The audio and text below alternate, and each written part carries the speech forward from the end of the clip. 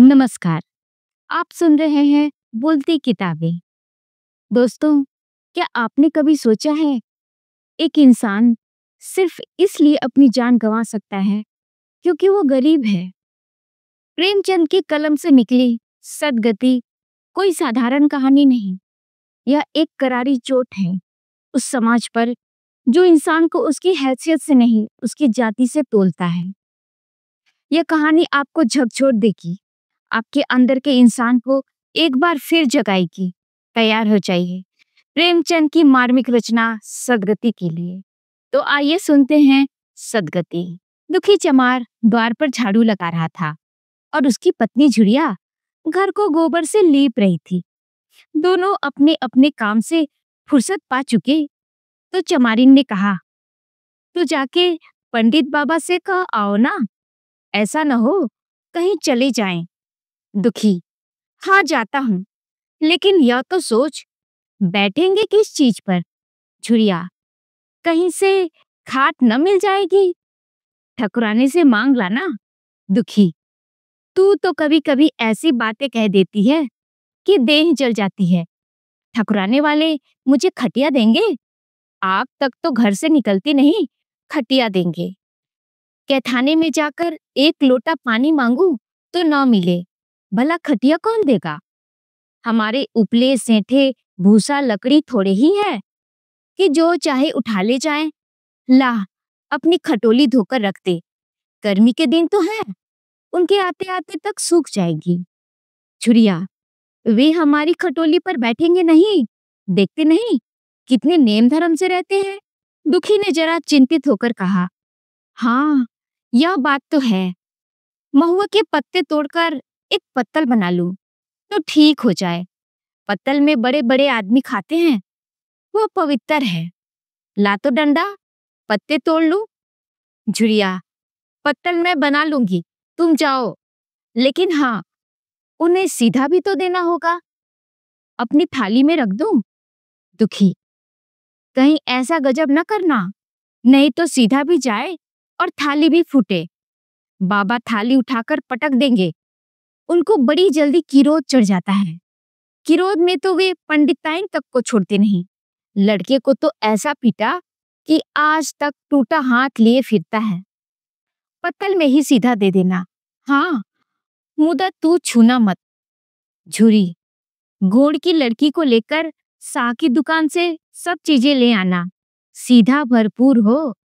सेर भर आटा, आधा सेर चावल, पाव भर दाल, आधा पाव घी, नून, हल्दी और पत्तल में एक किनारे 4 आने पैसे रख देना।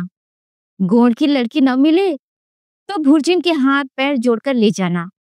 तू कुछ मत छूना, नहीं तो गजब हो जाएगा। इन बातों की ताकीद करके दुखी ने लकड़ी उठाई और घास का एक बड़ा सा गट्ठर लेकर पंडित जी से अर्ज करने चला। खाली हाथ बाबा जी की सेवा में कैसे जाता?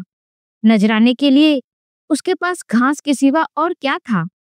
उसे खाली देखकर तो बाबा दूर से ही दुत्कारते। पंडित घासीराम ईश्वर के परम भक्त थे। नींद खुलते ही ईशोपासना में लग जाते। मुंह हाथ धोते 8 बजते, तब असली पूजा शुरू होती, जिसका पहला भाग भंग की तैयारी थी। उसके बाद आधा घंटे तक चंदन रगड़ते, फिर आईने के सामने एक तिनके से माथे पर तिलक लगाते। चंदन की 2 रेखाओं के बीच में लाल रोली की बिंदी होती। फिर छाती पर, बाहों पर चंदन की गोल गोल मुद्रिकाएं बनाते। फिर ठाकुर जी की मूर्ति निकालकर उसे नहलाते, चंदन लगाते, फूल चढ़ाते, आरती करते, घंटी बजाते। 10 बजते बजते वो पूजन से उठते और भंग छानकर बाहर आते। तब तक 2-4 जजमान द्वार पर आ जाते। ईशोपासना का तत्काल फल मिल जाता। वही उनकी खेती थी। आज वह पूजन गृह से निकले तो देखा दुखी चमार घास का एक गट्ठा लिए बैठा है। दुखी उन्हें देखते ही उठ खड़ा हुआ और उन्हें साष्टांग दंडवत करके हाथ बांधकर खड़ा हो गया। यह तेजस्वी मूर्ति देखकर उसका हृदय श्रद्धा से परिपूर्ण हो गया। कितनी दिव्य मूर्ति थी। छोटा सा गोल मटोल आदमी, चिकना सिर, फूले गाल, ब्रह्म तेज से प्रदीप्त आंखें। रोरी और चंदन देवताओं की प्रतिभा प्रदान कर रही थी। दुखी को देखकर श्रीमुख बोले, आज कैसे चला रे दुखिया? दुखी ने सिर झुकाकर कहा, बिटिया की सगाई कर रहा हूं महाराज। कुछ साइज सगुन विचारना है। कब मर्जी होगी? घासी, आज मुझे छुट्टी नहीं। हाँ, सांझ तक आ जाऊंगा। दुखी, नहीं महाराज, जल्दी मर्जी हो जाए। सब सामान ठीक कराया हूं। यह घास कहाँ रख दूं? घासी, इस गाय के सामने डाल दे और जरा झाड़ू लेकर द्वार तो साफ कर दे। यह बैठक भी कई दिन से लीपी नहीं गई, उसे भी गोबर से लीप दे। तब तक मैं भोजन कर लूं, फिर जरा आराम करके चलूंगा।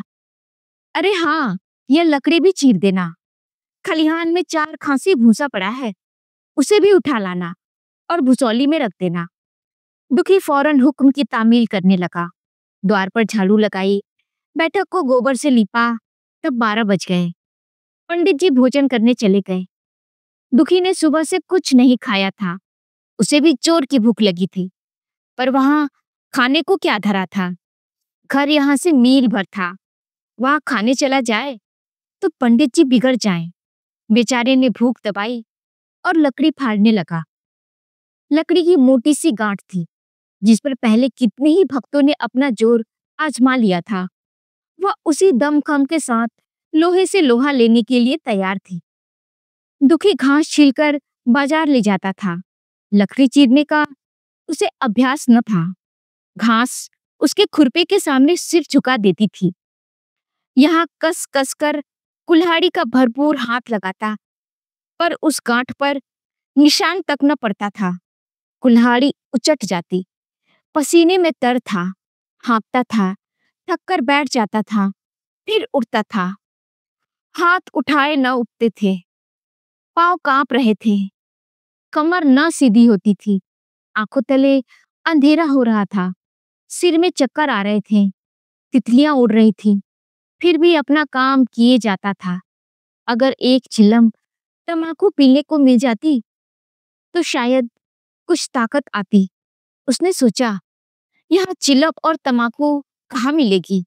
बामनों का पूरा है। बामन लोग हम नीच जाति की तरह तम्बाकू थोड़े ही पीते हैं। सहसा उसे याद आया कि गांव में एक गोढ़वी रहता है, उसके यहाँ जरूर चिलम तम्बाकू होगी। तुरंत उसके घर दौड़ा। खैर, मेहनत सफल हुई। उसने तम्बाकू भी दी और चिलम भी थी, पर आग वहां न थी। दुखी ने कहा, आग की चिंता न करो भाई, मैं जाता हूँ, पंडित जी के घर से आग मांग लूंगा।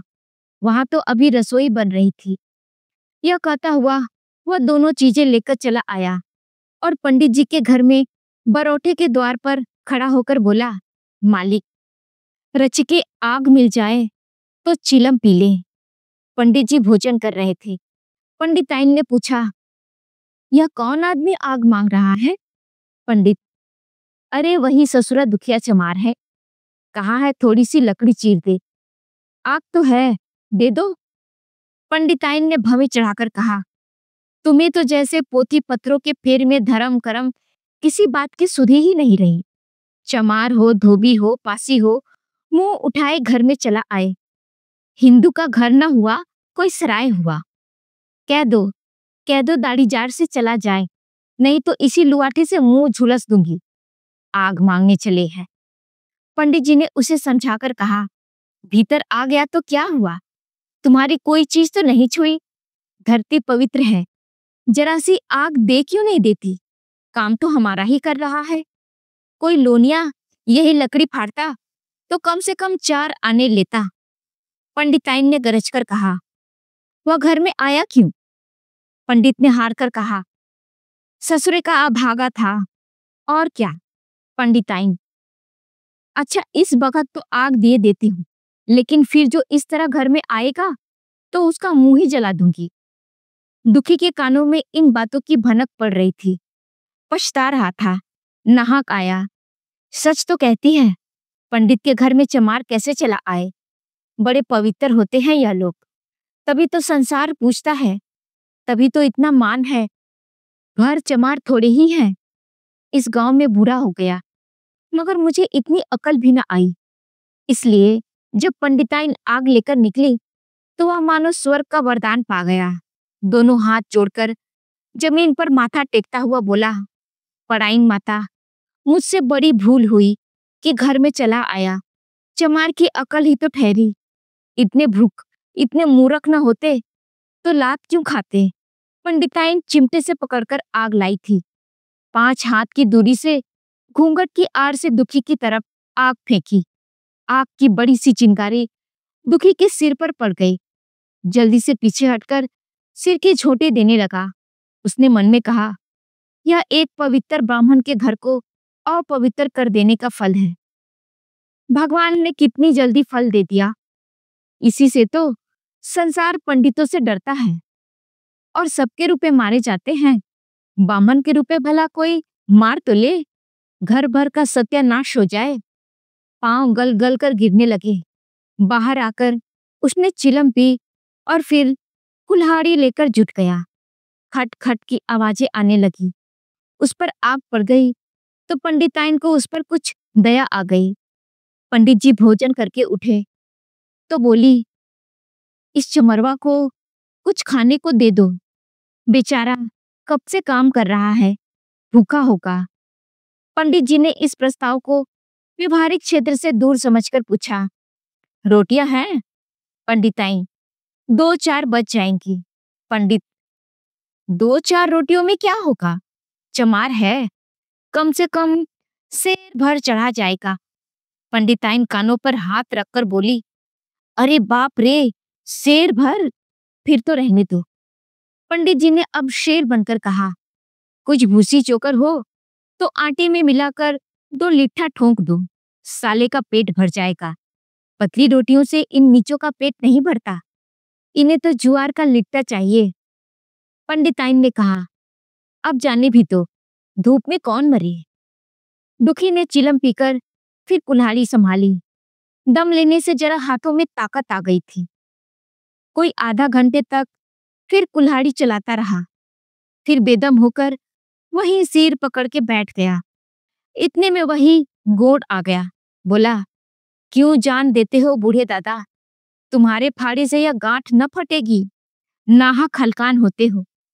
दुखी ने माथा का पसीना पोंछकर कहा, अभी गाड़ी भर भूसा ढोना है भाई। गोड़, कुछ खाने को मिला है कि काम ही कराना जानते हैं, जाके कुछ मांगते क्यों नहीं। दुखी, कैसी बात करते हो चिखरी, बामन की रोटी हमको पचेगी। गोड़, पचने को पच जाएगी, पहले मिले तो। मूंछों पर ताव देकर भोजन किया और आराम से सोए। तुम्हें लकड़ी फाड़ने का हुक्म लगा दिया। जमींदार भी कुछ खाने को दे देता है, हाकिम भी बेगार लेता है तो थोड़ी बहुत मजदूरी देता है, या उनसे भी बढ़ गए, उस पर धर्मात्मा बनते हैं। दुखी, धीरे धीरे बोलो भाई, कहीं सुन ले तो आफत आ जाए।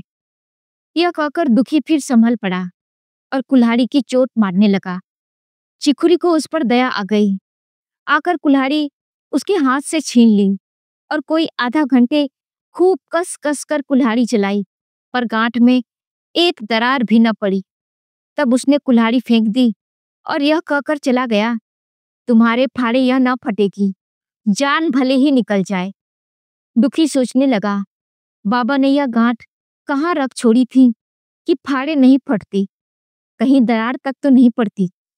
मैं कब तक इसे चीरता रहूंगा। अभी घर पर 100 काम पड़े हैं। कार परोजन का घर है, एक न एक चीज घटी ही रहती है, पर इन्हें क्या इसकी चिंता। चलूं, तब तक भूसा ही उठा लाऊं। कह दूंगा, बाबा आज तो लकड़ी नहीं फटी, कल आकर फाड़ दूंगा। उसने झोवा उठाया और भूसा ढोने लगा। खलिहान यहाँ से 2 फलांग से कम न था। अगर झोवा खूब भर भर कर लाता तो काम जल्दी खत्म हो जाता। फिर झोवे को उठाता कौन, अकेले भरा हुआ झोवा उससे न उठ सकता था, इसलिए थोड़ा थोड़ा लाता था। 4 बजे कहीं भूसा खत्म हुआ। पंडित जी की नींद भी खुली। मुंह हाथ धोया, पान खाया और बाहर निकले। देखा तो दुखी छुआ सिर पर रखे सो रहा है। जोर से बोले, अरे दुखिया, तू सो रहा है? लकड़ी तो अभी ज्यों की त्यों पड़ी हुई है। इतनी देर तू करता क्या रहा? मुट्ठी भर भूसा ढोने में सांझ कर दी, उस पर सो रहा है। उठ, ले कुल्हाड़ी और लकड़ी फाड़ डाल। तुझसे जरा सी लकड़ी नहीं फटती, फिर शायद भी वैसी ही निकलेगी। मुझे दोष मत देना। इसी से कहा है कि नीच के घर में खाने को हुआ और उसकी आंख बदली। दुखी ने फिर कुल्हाड़ी उठाई। जो बातें पहले सोच रखी थी वह सब भूल गई। पेट पीठ में धंसा जाता था। आज सवेरे से जलपान तक न किया था। अवकाश न मिला। उठना ही पहाड़ मालूम होता था। जी डूबा जाता था, पर दिल को समझा कर उठा। पंडित हैं, कहीं शायद ठीक न विचारे तो फिर सत्यानाश हो जाए। जब ही तो संसार में इतना मान है, शायद ही तो सबका खेल है, जिसे चाहे बिगाड़ दे। पंडित जी गांठ के पास आकर खड़े हो गए और बढ़ावा देने लगे। हाँ, मार कस के, और मार कस के। मार, अबे जोर से मार। तेरे हाथ में तो जैसे दम ही नहीं। लगा कस के। खड़ा सोचने क्या लगता है? हाँ, बस फटा ही चाहती है, दे उसी दरार में। दुखी अपने होश में न था। जाने कौन सी गुप्त शक्ति उसके हाथों को चला रही थी। वह थकान, भूख, कमजोरी सब मानो भाग गई। उसे अपने बाहुबल पर स्वयं आश्चर्य हो रहा था। एक एक चोट वज्र की तरह पड़ती थी। आधा घंटे तक वह इसी उन्माद की दशा में हाथ चलाता रहा, यहाँ तक कि लकड़ी बीच से फट गई और दुखी के हाथ से कुल्हाड़ी छूटकर गिर पड़ी। इसके साथ वह भी चक्कर खाकर गिर पड़ा। भूखा प्यासा, थका हुआ शरीर जवाब दे गया। पंडित जी ने पुकारा, उठ के 2-4 हाथ और लगा दे, पतली पतली चौलियां हो जाएं। दुखी न उठा। पंडित जी ने अब उसे दिख करना उचित न समझा। भीतर जाकर बूटी छानी, शौच गए, स्नान किया और पंडिताई बाबा पहनकर बाहर निकले। दुखी अभी वहीं पड़ा हुआ था। जोर से पुकारा, अरे क्या पड़े ही रहोगे दुखी? चलो तुम्हारे घर ही चल रहा हूँ। सब सामान ठीक ठीक है ना? दुखी फिर भी न उठा। अब पंडित जी को कुछ शंका हुई। पास जाकर देखा तो दुखी अकड़ा पड़ा हुआ था। बदहवास होकर भागे और पंडिताइन से बोले, दुखिया तो जैसे मर गया। पंडिताइन हकबका कर बोली, वह तो अभी लकड़ी चीर रहा था ना? पंडित, हाँ, लकड़ी चीरते चीरते मर गया। अब क्या होगा? पंडिताइन ने शांत होकर कहा, होगा क्या? चमरौने में कहलवा भेजो, मुर्दा उठा ले जाए। एक क्षण में गांव भर में खबर हो गई। पूरे में बामनों की ही बस्ती थी। केवल एक घर गोंड का था। लोगों ने इधर का रास्ता छोड़ दिया। कुएं का रास्ता उधर से ही था। पानी कैसे भरा जाए? चमार की लाश के पास होकर पानी भरने कौन जाए? एक बुढ़िया ने पंडित जी से कहा, अब मुर्दा फेंकवाते क्यों नहीं? कोई गांव में पानी पिएगा या नहीं? इधर गोंड ने चमरौने में जाकर सबसे कह दिया, खबरदार, मुर्दा उठाने मत जाना। अभी पुलिस की तहकीकात होगी। दिल लगी है कि एक गरीब की जान ले ली। पंडित जी होंगे तो अपने घर के होंगे। लाश उठाओगे तो तुम भी पकड़े जाओगे।